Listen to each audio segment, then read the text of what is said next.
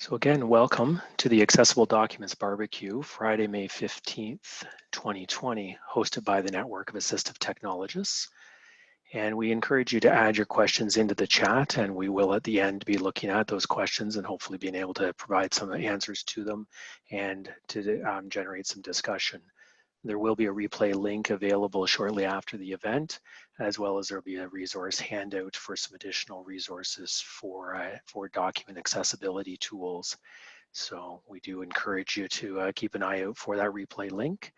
And along with that, there will be an opportunity for you to complete a feedback survey that will also provide you, if you request it, a certificate of professional development for attending today's session. So just one more time for those who might be just joining us, if you're looking to access the captioning for today's event, you would access that at streamer.center. And center is spelled the American way, C-E-N-T-E-R. Logging in with the account N.O.A.T-English. Again, the account is N.O.A.T-English. The password 234567889. Once you're logged in, the top left corner, you choose the room that's labeled Note 01. Again, room is Note 01. So, the Accessible Documents Barbecue. Welcome to the barbecue brought to you by the Network of Assistive Technologists. Here today is Vicky Chan and myself, Doug Mantle, will be your hosts for this virtual barbecue, so welcome. And as a family of AT professionals, we have gathered for this barbecue to share conversation, good food, hoping you brought enough to share, by the way, and some drinks. So both Vicky and myself were assistive technologists, and today we simply want to have a discussion about accessible document creation from the view of an assistive technologist. We don't plan to go into step-by-step detail of how to create accessible documents. We simply want to cover what we feel are important things to consider as an assistive technologist and why they matter to us, and more importantly, those we support. So here's to hoping you enjoy the virtual drink we are going to pour you and the plate of sliders we plan to serve up. In the end, our hope is that you will go home with some leftovers, that is, in the form of food for thought, best practices, and resources. So we'll get to the Q&A at the end, and since we have lots to share, we hope that we can save most of the questions until then. So please enter those questions into the chat as we're going along so you don't forget them. So all right, firing up the grill. Vicky, do you know what I'm using for fire starter today? You? You're implying I have a fiery personality, are you? All right, well, in reality, what I did was, while nobody was watching, was I had a team of assistive technologists throughout the province and even some into the US, I understand. They went and they snuck into their closed workplaces.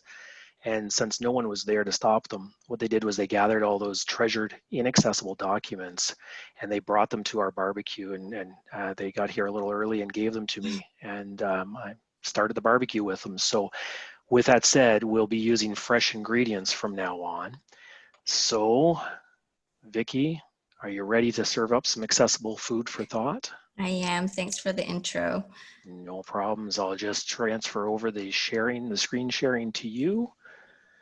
Okay.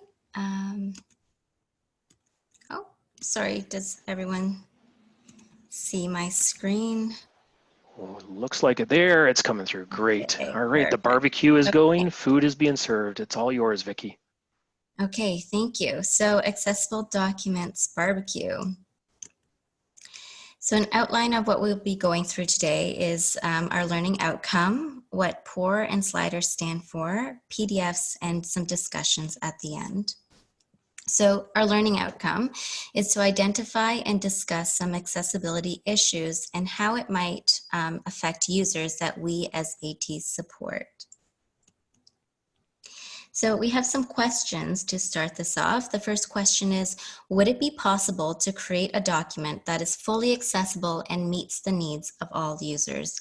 So feel free to use the chat, and you can type into the chat.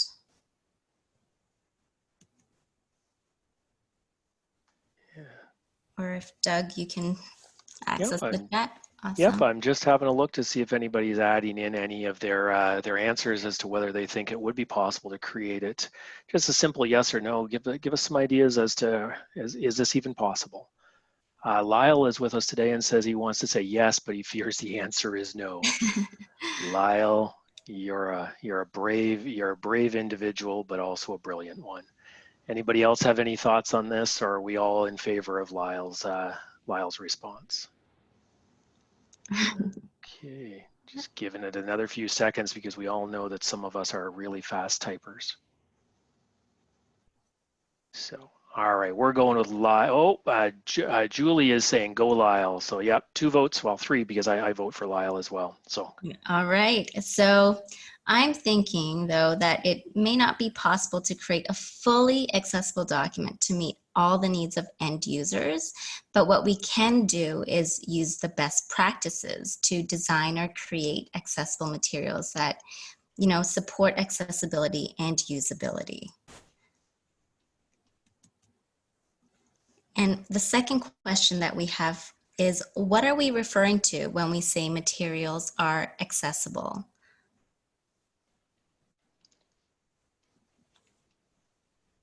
is anybody able to type some quick little bullet points in there for us?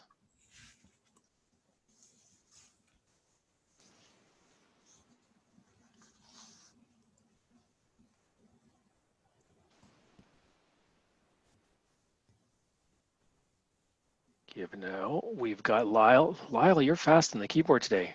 Readable by Lyle says readable by a person with a print-based DISA ? And I think I think we're saying disability and that. And Paul is something that anyone can use no matter how they're consuming it. Karen says audible for blind. That's a nice succinct way to put it, Karen. Awesome. Yeah, and those are all great answers. So definitely we should, take into consideration that some users will not be using the same tools or technology to access and navigate through the material or the content.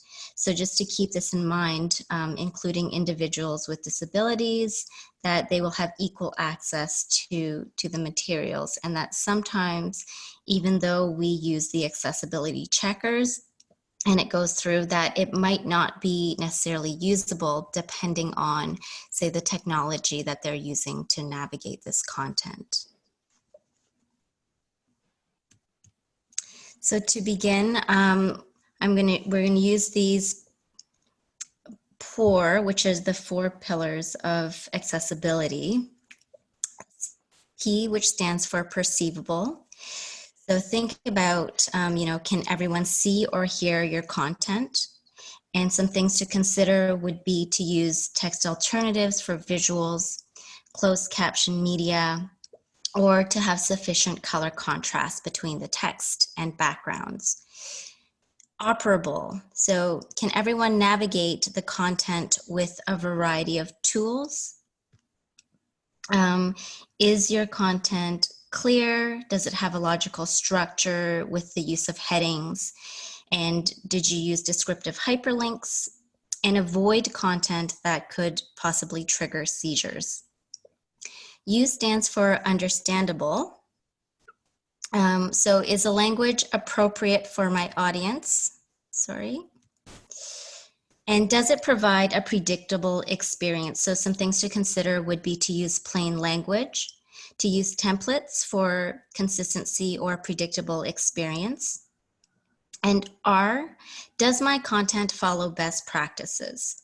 So some things to consider here is to use an accessibility checker or to just perform basic assistive technology testing.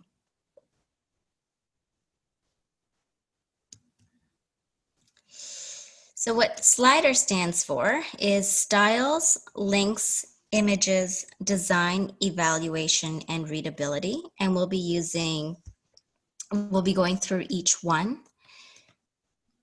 First one is styles. So styles are an important usability and accessibility strategy to provide users with a logical document structure, because it allows users with disabilities to navigate the document and locate content So in your documents, just make sure that you open up the navigation pane as an easy way to check that you have used, header 1, header 2, or header 3 for headings, subheadings, or subsections underneath. An easy way is just when you select the text, you can go into styles and sort of see if a heading style is in place.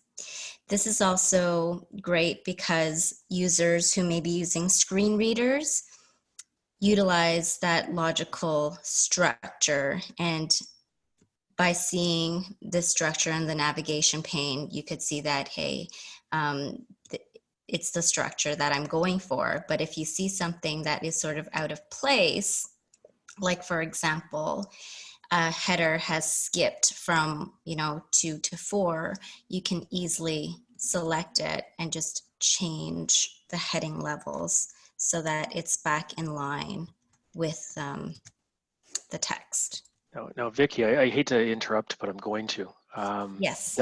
You just changed that back, and you Yeah. showed us a right-click menu or up in the toolbar for those styles, but you just clicked, and I didn't see those menus come up, but yet it changed. So how did you do that? Right. So what I did was I used a shortcut key. When you select the text, you can actually select Control Alt and then use a number. So if you press Control Alt 1, it changes it to a heading level 1, heading level 2, and so forth. Okay, that's great. That's a nice little tip. Saves us Yes. looking through that great big complicated menu. I know That sometimes. isn't it isn't very accessibly designed, I must say. Well, that's an issue that I have sometimes, is navigating through this menu. So sometimes I use the Tell Me feature or the search feature to easily get to where I need to go. Okay, that's where they put that Tell Me feature in the old versions. It's now up under search. Okay. Right. So the shortcut key for that is just Alt Q. Another shortcut key. All So right. Sorry to have interrupted you, Vicky. Continue. no. So here, I just also want to note that sometimes when you change the heading styles, it might not be in a preferred style. So you can actually go into the style pane under the Home tab and modify the headings so that, and I'm just going to change the color so that you can see what happens, so that it transfers throughout the whole document. And if it's something that you want to continue using for future documents, you have the option to click on New Documents based on this template. And when I click on OK, you'll notice that the color has changed. And you would have to do this for every single heading.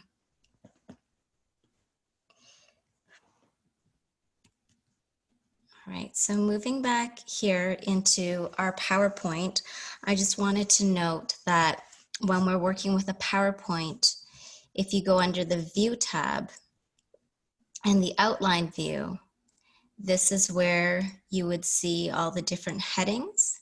And just to make sure that the headings here are all unique. So if you were working with multiple slides with the same heading, you could try using continued on the second slide, or you could use things like, accessibility 1 of 2, accessibility 2 of 2, so that users know how many slides there are with this heading, and they could skip over it if they feel like they want to navigate the content to a different area. Now, Vicky, I'm going to interrupt you again. Question. Yeah. Scroll up just a little bit on that outline view for me. Yes.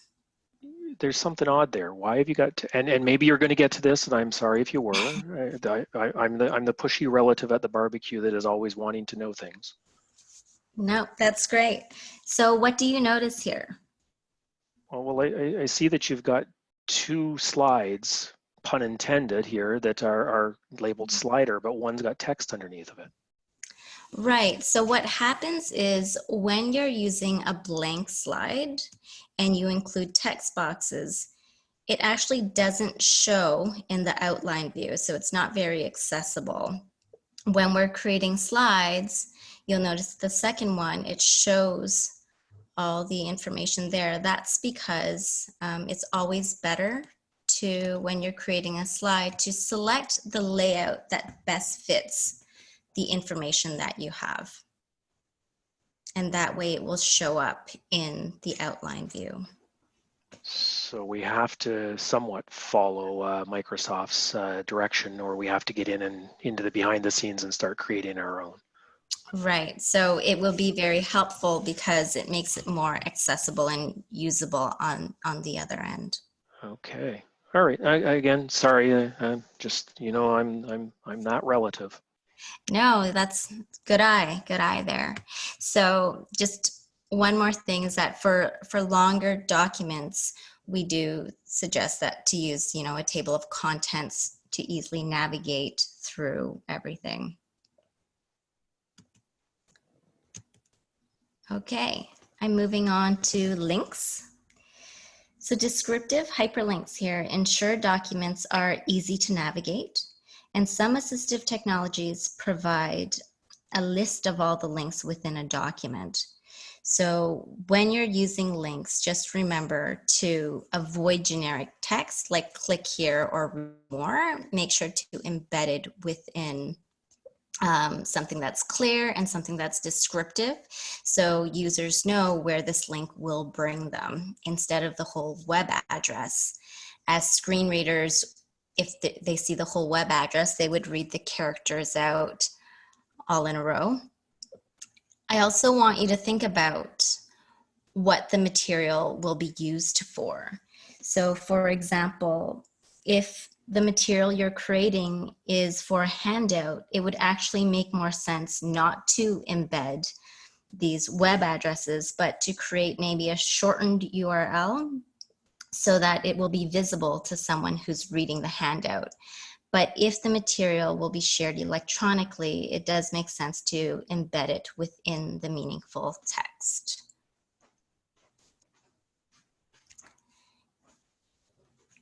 Okay. And Doug, you mentioned something prior about safe link filters. Oh, yes, thank you for reminding me. I should have checked the notes of some of the things that I wanted to bring up during this session as well. Yeah. Something, I don't know if people experience this in every version of Outlook email, but some of the sometimes I get emails with links, or when I'm designing them, and it either puts the link in twice when you paste an actual hyperlink.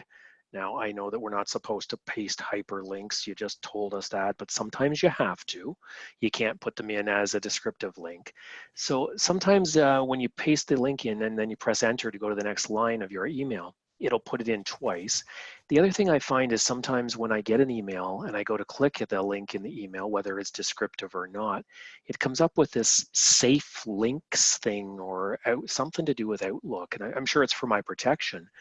But what it does is it causes grief because I can't, especially if somebody else sends me the email, I can't get at that link unless I am able to log into their email because it's somehow linked, pun intended. So what I found as a workaround is when I'm sending an email out is I paste the link in as plain text. Now, depending on your email program, you can do that with keyboard shortcuts of Control-Shift-V. Or you can actually right click and just do a text only paste, and then that allows it to just stay as text even though it's a properly formatted link. And then the other thing is when I get an email back from somebody that I can't click on one of those links properly, these descriptive hyperlinks can actually cause you grief. There's a lot of people out there that don't give you the proper hyperlink as a Zoom meeting, for instance. They say, join the Zoom meeting, kind of like I did in the email that went out to everybody today, but I always put it in later on as an actual link. So when you click on the join the Zoom meeting link, and it takes me to one of these protected links, I can't actually get into it.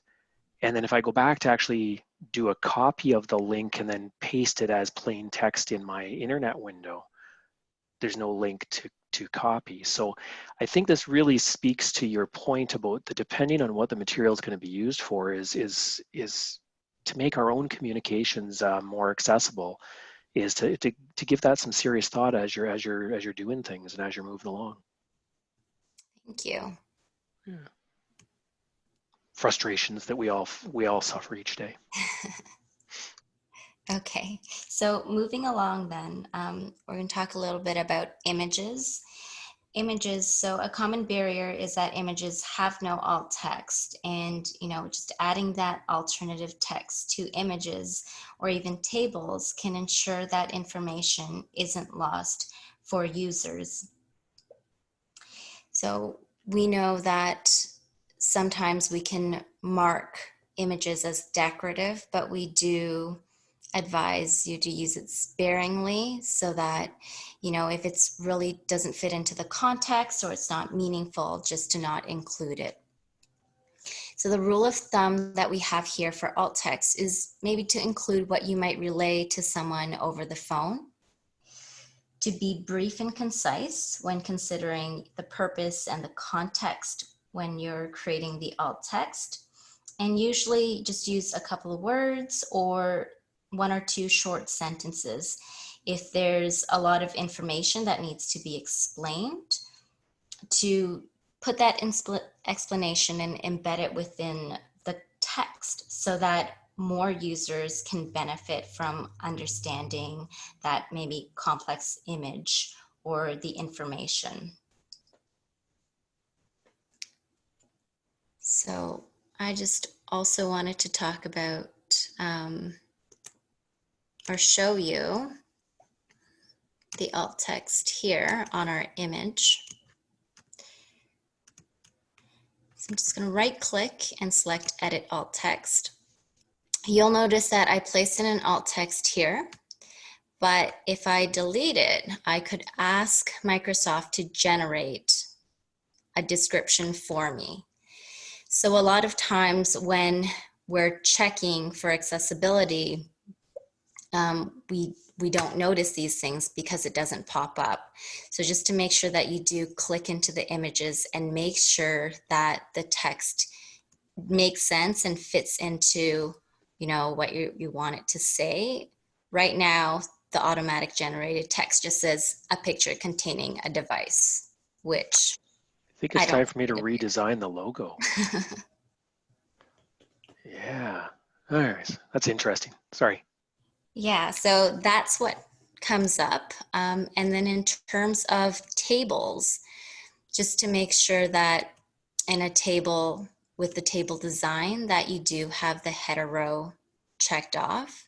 You could also go make sure under the layout that repeat header rows is selected so that if information is flowed over to the next page, that the header rows are repeated and you don't have to keep scrolling up for it. There is also an option if you right click under table properties to also add an alt text about the table so that users can sort of figure out, okay, what is this table about? And if they don't think that it's information they need to navigate through, they can just skip it and move on.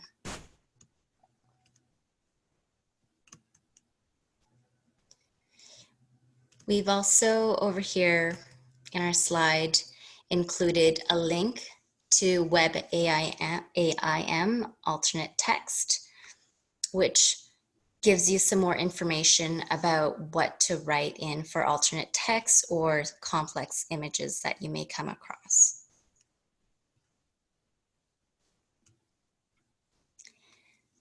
Design. So in design, materials should have a logical order and use appropriate heading styles, lists, alternative text, and effective color contrast, which will just allow materials to be more inclusive to users. Some tips we have here is to provide contrast between the foreground and background, not to use just color to try and convey information. And a good way to check it is just to put your material into grayscale and see if it's if it's effective. And also to think about the logical reading order of your design. So here is an example of a contrast ratio. When you're using different colors, you can actually copy the color code and paste it into a website, which we'll provide you in our resource page. And once you plug it in, it will tell you if it passes the WCAG normal text or large text. And here you can also adjust it until maybe it passes and copy the code as well. So for level AA, the contrast ratio that they suggest is 4.5 to 1 for normal text and 3 to 1 for large text. And large text meaning it's 14 point font, bolded 14 point, or anything greater than the 18 point font. And for the level AAA, the contrast ratio would be 7 to 1 for normal text and 4.5 to 1 for large text. We also have some examples for color with meaning. So if you were to just color or include color in words such as love and anger, new beginnings in nature for green, and calm, responsible, and sadness for blue, when we change that to grayscale, the meaning would not be there. So what you could do is include the actual words with the color so that even if it changes to grayscale, it doesn't lose its meaning. Okay. I also want to talk about designing in PowerPoint. So sometimes when we're adding content to presentations, it is important that we don't add anything that blinks or flashes excessively. So anything that flashes more than, say, 3 times during a second, in a period of a second, is considered an excessive amount, and it may run the risk of triggering seizures. So this could be true for animations or sometimes the slide transitions that we use.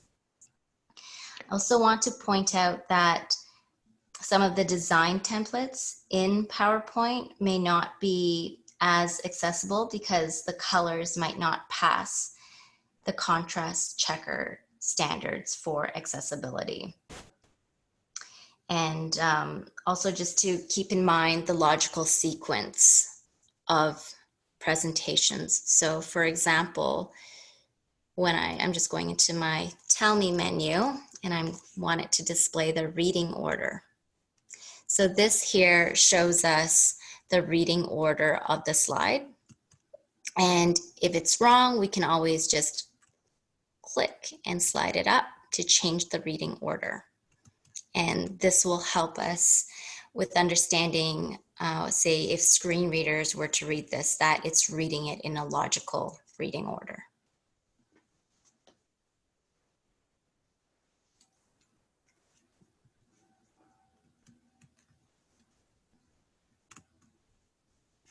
Okay, the next one is evaluation. Oh, sorry. So there is a built-in accessibility feature which identifies potential issues, educates us, and guides us with following best practices in both the Word document and the PowerPoint slides. However, I just want to keep in mind that there are limitations to it. So as we had discussed earlier, alternative text that generating the description for you may not be accurate. So always go in and check that. Links, making sure that if you do embed the website address into a link, that it's meaningful. Consider color contrast, the reading order, text boxes. Oops, sorry.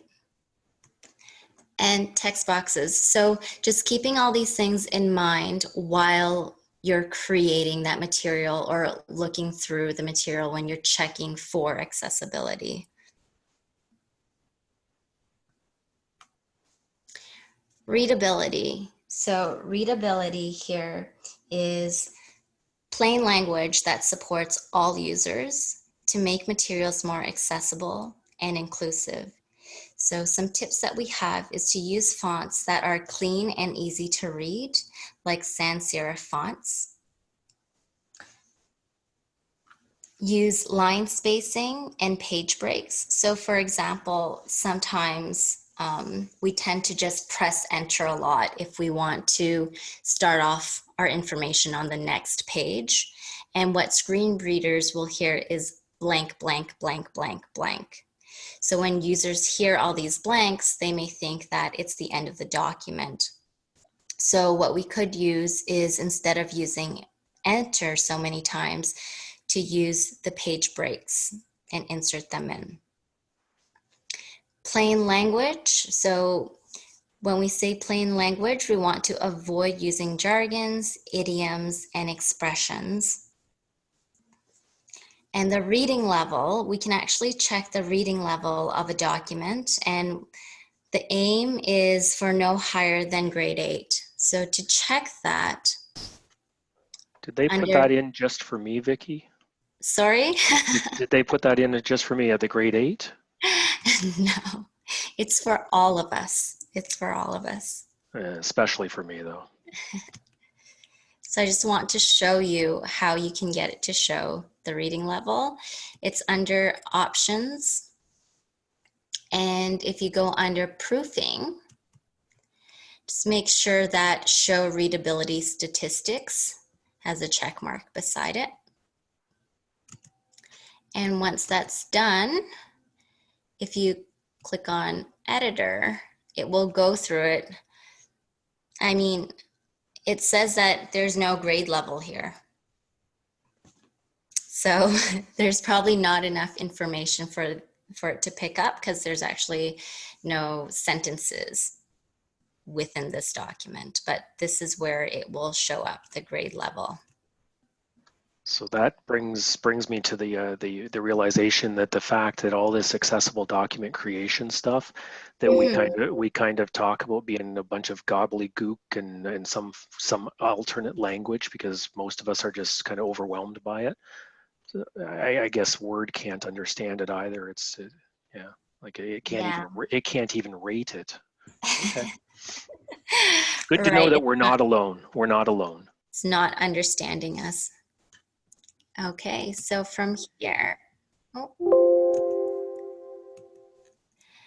I'm going to pass this on back to you. Actually, can you just slip back to that last slide for 1/2 sec, maybe 2 seconds? Yes. Down at the bottom, that resource, the Canada's Content Style Guide. I just wanted to, it'll be in the resource list, but I wanted to draw people's attention to the fact that apparently the Government of Canada has put out a style guide on concise writing. And I thought we could all use a laugh at this family barbecue. So, sorry, maybe I'm the only one who finds that funny, but yeah. So, anyways, it's a fairly good resource, and it's got a lot of content in it in that Canada's Content Style Guide. So, yeah. Alrighty, Vicky. Thank you. Boy, you've done a lot of the heavy lifting here. I get the easy part. So, if you want to put me through to the next slide there. Yes. So, where do PDFs come from? Because that's what we all seem to think that is the end all and the be all of an accessible document is a PDF. I beg to differ with you. There's lots of experts out there that are on record as saying that we should not solely provide PDFs if we want to be truly accessible, that we should be providing it in multiple formats, specifically a properly formatted PDF and a Word document with, as Vicky is so well demonstrated here, is all the things that go into making that. Those things transfer into the PDF though when you go to create it. So, PDFs, we've seen students taking them taking a picture of a page out of a book with their cell phone. doing various things after that with it and making use of it as a PDF. Some people actually still have scanners and like proper old-fashioned flatbed or document-fed scanners, and they scan the paper originals. We all know the route of going to the publisher or other digital file source and trying to get the actual original digital file. And then you can export or save them from another program like Word. And then if you really have the access to the tools, you can use programs like Acrobat Pro. And funny thing, as we're going through COVID-19 and we're putting this presentation together, and I sent Vicky an email, and I think my subject line politely stated, "Oh no," because I was going to try and show a few things in Acrobat Pro and realized my Acrobat Pro, I have no way of accessing it. And trial download was only going to take us into the web version, and web version isn't as easily navigated and doesn't, I don't know, just isn't my favorite and compared to the Acrobat Pro. So yeah, we had a bit of a panic there. So I Yeah. didn't have, even though I have access to it, I didn't have access to it. So these high-end tools are something that a lot of people don't have access to, and that leads us, along with some of the other things on this list, leads us to some pretty poorly formatted PDFs that end up almost doing more harm than good. Sorry, Vicky, you were Right. going to say something there? No, I was wondering if you wanted me to show how to save the document as a PDF. I think that's perfect, because isn't there a special way, well, not a special way, but a specific way in Word to send it out to a PDF? Actually, I think there's a couple ways, isn't there? Right. Well, I know there's the Acrobat tab here, which we can just click on Create PDF, but I think there's also another way. Yeah, that tab thing that you were gonna, that's only for you lucky people who have got the program, right? Yeah. Okay. So Okay. what's for us other schmucks? What's the alternative? So I believe we can, and correct me if I'm wrong, that we can go to Save As and select Save as PDF.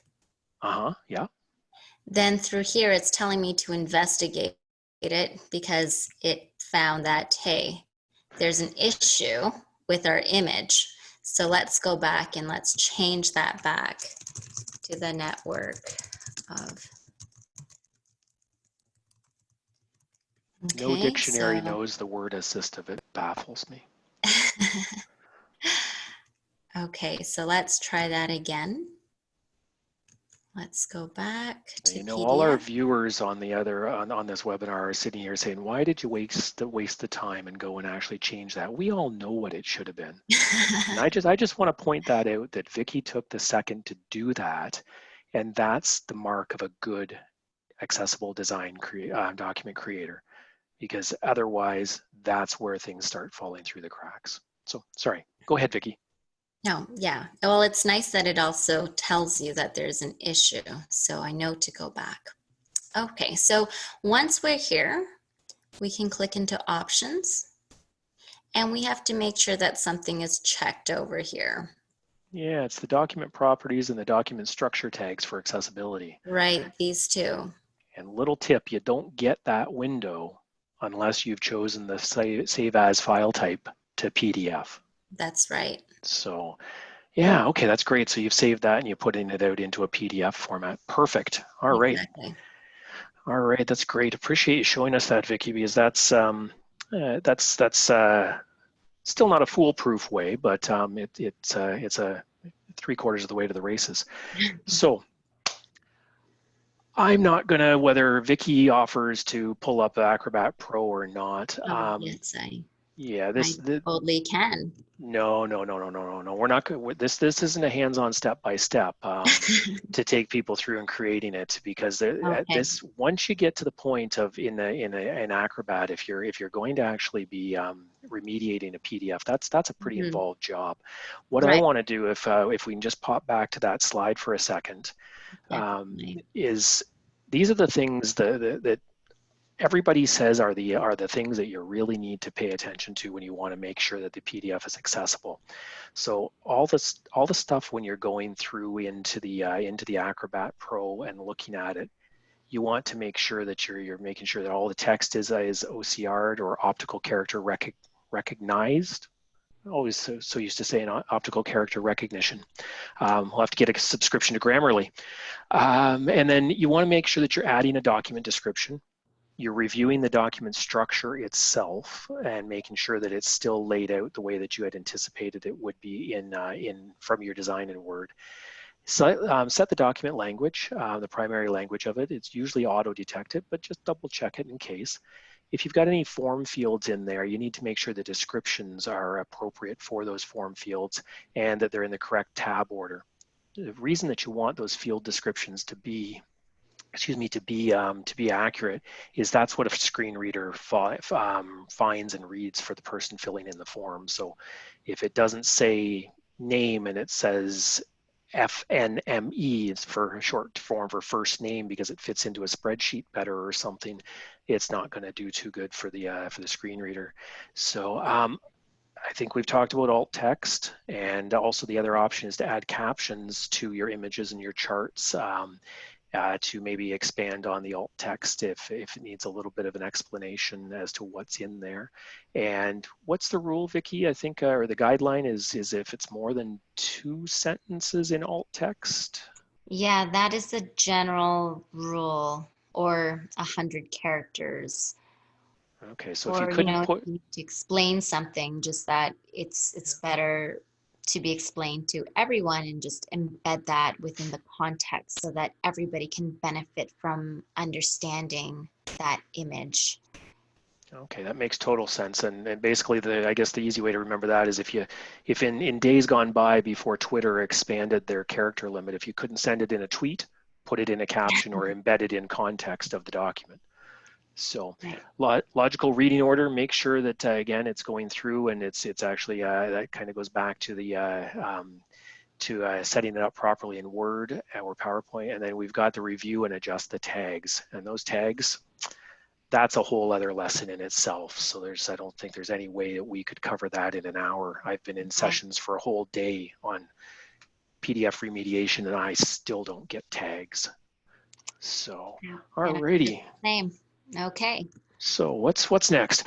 So you want to start with the pour, and just remember that a perfect pour, it's the foundation for all accessible documents, and that pour gives you the 4-legged table. And we all know what happens if you take a leg away from a table.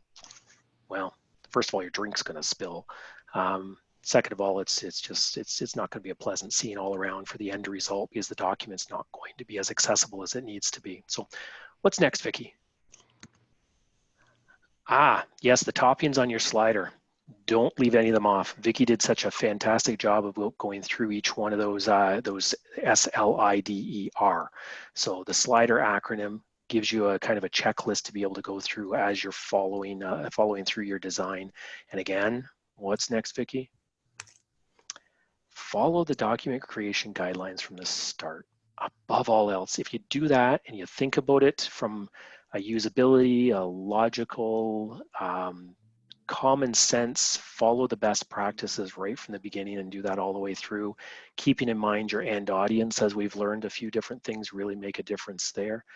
I think following them from the start, you're going to be in pretty good shape. So what do we got after this? The discussion. So how do we want to handle this, Vicky? We've got about 10 minutes left. Okay. We can ask these questions. You could answer them if you'd like in the chat, but if we don't have enough time, we could follow up through email.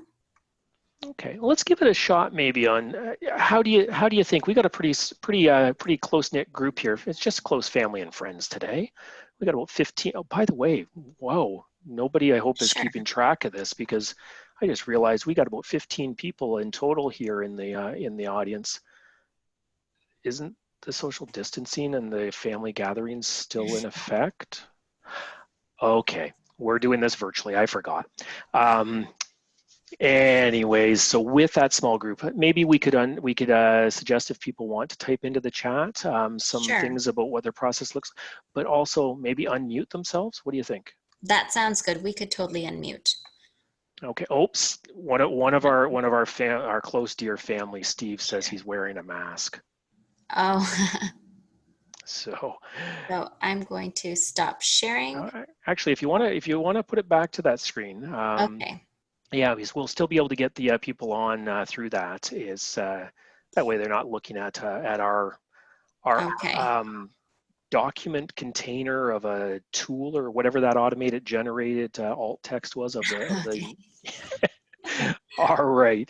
So Steve's wearing a mask, and Lyle, we'll get to your question. Don't worry, I haven't lost it.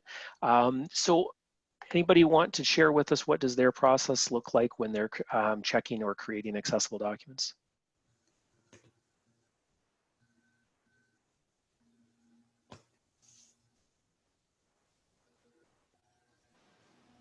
Come on, we bear it all and shared with you guys. All right. Oh, Steve. Yep. Well, I just was going to say that you showed kind of the Word. Um, I create a Word document first before I create the PDF, and getting the accessibility stuff in Word supposedly does the PDF properly. So anyway, that's one of the things I usually do. Okay, that's great. So you're doing some of this already, if not all of it, or even more. Leads me to wonder though, Vicky, do you ever get the feeling that however much you think you know about accessible document creation, you really never know? Right. I know sometimes, some days, it's just like I want to get through that accessibility checker. But then, you have certain times where users come back or you're trying to use it with some AT and it just doesn't work. So it hits home that Mm-hmm.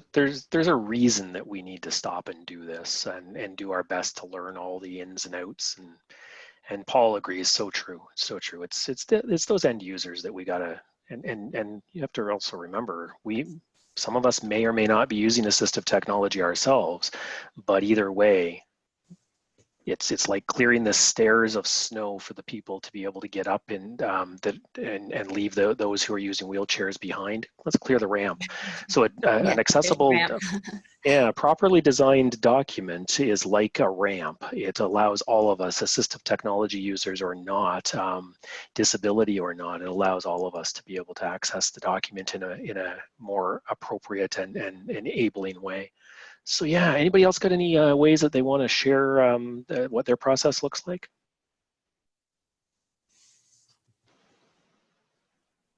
Okay. Well, everybody's keeping that top secret. Either that, or they don't have anything different than what we've shared with them. So, all right. So, what's the second question there? Oh, this is one of my favorites. Yeah. What do we got there, Vicky? It's about Oh, acronyms, sorry. right? Oh, yes. Should acronyms contain periods or not? So you may have noticed that for pour and slider, we just left them out. Why did you do that, Vicky? Because the English majors in the room are gonna the chat's gonna light up like you wouldn't believe in a second. This is how we get them to unmute their microphones. We get an English discussion going here. We get Grammarly on the scene. Right. So who won? You or Grammarly? I think, well, let's go back for a second. I think we were having the debate yesterday how you wanted to remove all of them Mm-hmm. from N.O.A.T. Yeah. Do you remember why I So why? wanted to? Yeah, I forget why. Was it just for aesthetic reasons or? Aesthetics, and I'll be honest, laziness. So, but you pointed out a very good thing, a very, very, very wise and astute observation. Is then what do screen readers do when they come up with acronyms? Right. So, Lyle's. Oh, sorry. Go ahead, Vicky. no, you go ahead. I was just going to share that Lyle is saying here in the chat. He says no periods. Or it says no periods are not required, providing the first reference to an acronym is spelled out at the beginning. Oh, Lyle's the English major here. Ooh. Paul agrees with Vicky, and Paul also adds to that he's thinking about the readers using the acronyms as well. And Rochelle is saying, thanks so much for the barbecue. But sorry, I thought you were weighing in on the English debate here. But all right, thanks for joining us, Rochelle, and enjoy your next meeting. No, don't get a speeding ticket on your way. That's a zooming joke, by the way. Sorry. Again, bad jokes. There's always one at the barbecue, right? No. And Rochelle's the polite relative that always laughs at the jokes. She just did a laughing out loud. All right. So what were you going to say about the your view on those periods in there? My view? So I Yeah. was going with the screen reader view that, hey, if the screen readers are reading the words, it's not referencing that each one of those letters represents something. Not sure how the captioning interpreted my but that makes me tap my head in deep thought. So does that come back to know your audience? Yes, that is true. Or, ask ahead of time. Yeah, or also maybe it does. Maybe comes back to know your audience and the purpose of conveying those things. Like, what was that? The clear writing guide from our government. The fact, do we even need to put those things in if we're writing it at a? Maybe we can use other. Yeah. Food for thought. So, anybody else want to weigh in on the periods in acronyms? Alrighty, I don't see anything else. Nobody's unmuting their microphone. Let's continue on now. We're just about out of time here. All right. So you had shared an accessible document resource list. Yeah, and I'm going to be honest and upfront here with everybody in the session here today. Is I oops and forgot a few on there, so I'm going to be adding to it.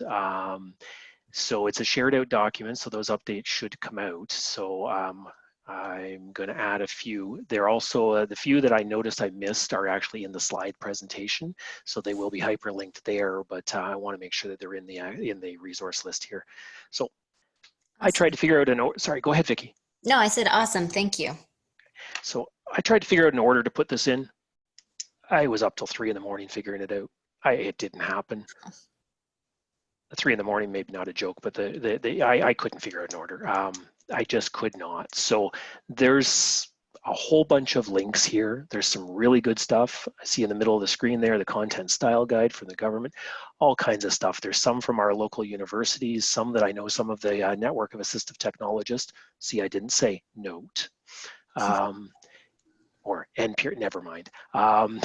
There's some of our own members have had a very big hand in producing some of those documents on there for some of the Canadian universities, maybe even some of the US ones.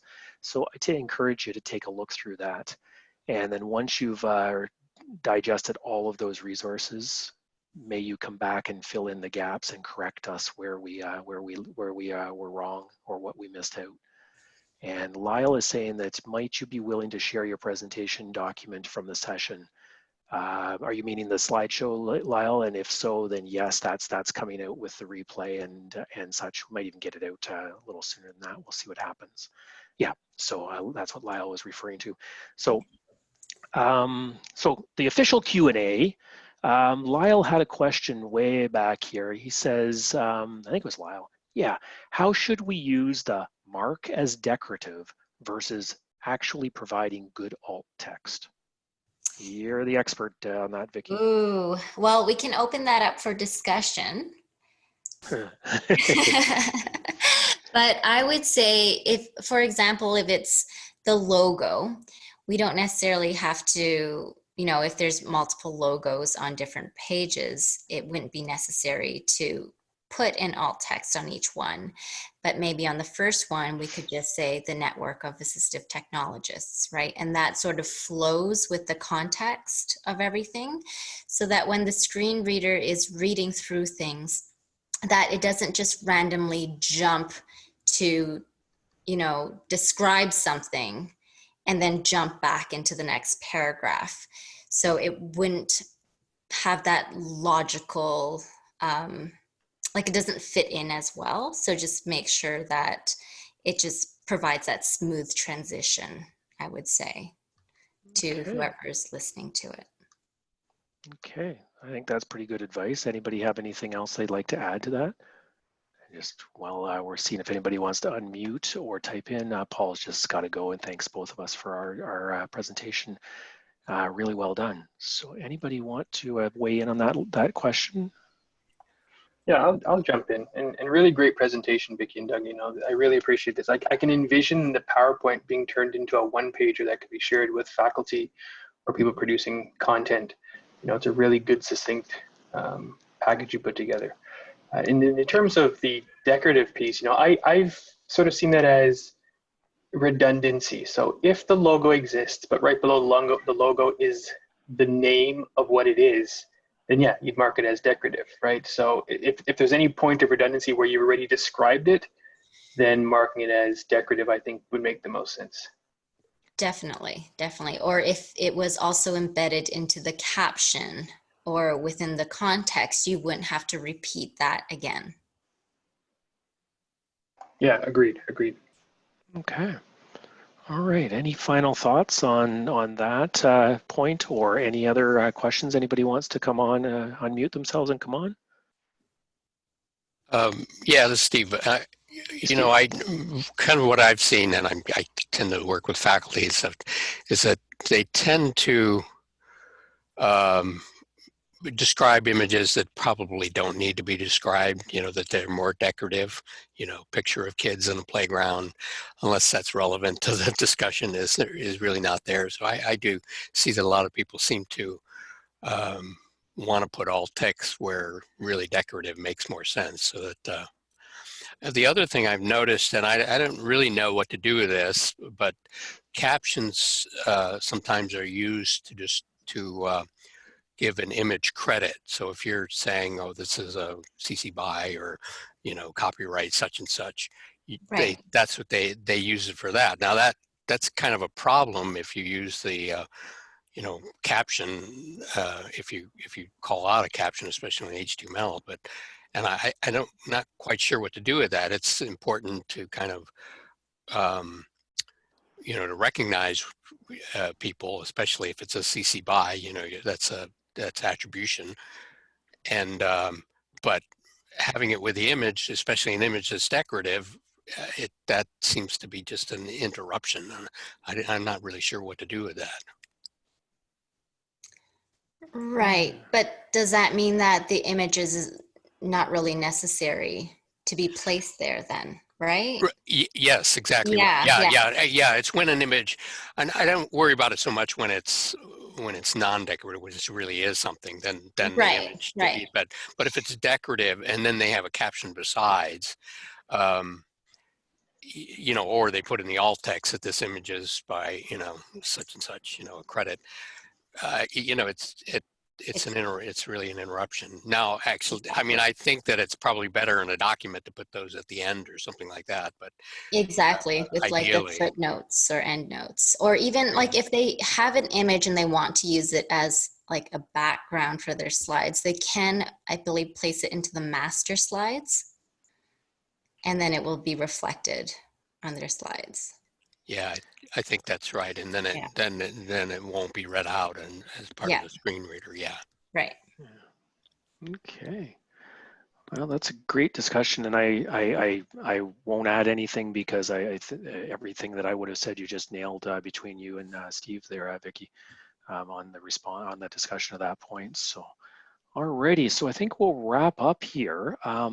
Normally, I host the and kind of moderate these webinars, and I get to introduce and extraduce. Making up new words here. I get to introduce and then thank the presenters and then close off the webinar. So it's kind of a unique situation here, being one of the presenters. So I'm not going to thank myself, but I do want to thank my partner in crime here and one of my assistive technology colleagues, Vicky Chan, and the fact that that the amount of knowledge that has been shown in this presentation and from the audience, it's incredible. And this is a never-ending discussion on this topic. So Vicky, thank you for putting up with all of my questions and proddings as we went through the creation of this presentation, and mostly thank you for your knowledge and your dedication to the topic and to the profession. Oh, well, thank you, Doug. All right, so if you want to give me the screen share back, or stop sharing, I Yes, guess we'd say. I can do that. And then I'm just going to screen share out, and just as we end all of our sessions is definitely thank you, each and every one of you, for joining us today. The webinar recording will be posted shortly, along with the slides, and that resource page will be linked from there. Just again, thank you for joining us today. I hope you enjoyed the barbecue and that you're taking home some leftovers. Make sure that you're using some safe food handling rules, and make sure it goes right in the fridge so that you can use it for a long time coming. I don't want it to spoil and the information you've gotten today to spoil and not get used. So please treat it with the respect that it deserves, and put some of this knowledge to use and look at some of those resources. And overall, remember, you can't spell education without AT, and that's nothing truer. So again, thanks everyone for joining us. And for some of us, depending on where we're joining from, it's a long weekend, so enjoy that. And either way, enjoy the weekend.